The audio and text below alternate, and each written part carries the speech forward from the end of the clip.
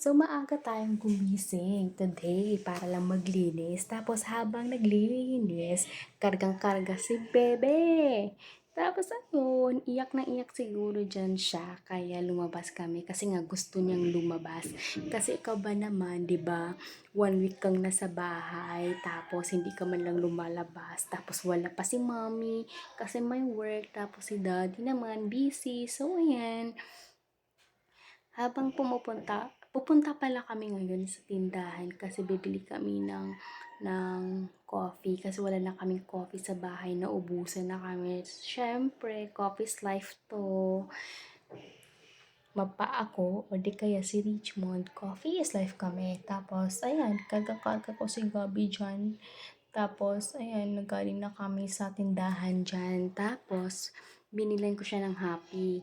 Tapos, alam nyo ba mga mi, ayaw na nang magpakarga dyan kasi nga, may happy na siya. It is his favorite and his daddy's favorite. That's why. So, ayan. Wala na. Hinahabol ko siya dyan. Kasi nga, gusto ko nga ulit siya kargahin para mabilis kaming dumating sa bahay. Kasi nga, ang dami kong work today.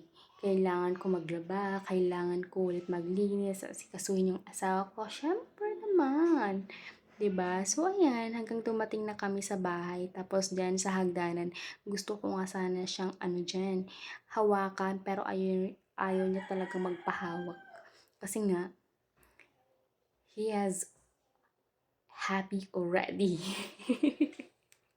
Mahirap mag-English me. So, ayan, malapit na kami sa bahay. Tapos, nagkatok-katok nga siya dyan. Tapos, binuksan ko nga lang. Tapos, nandito na si tito niya. Wala na siyang ibang, ayan. Hanggang dito lang po. Thank you. It's me, Mar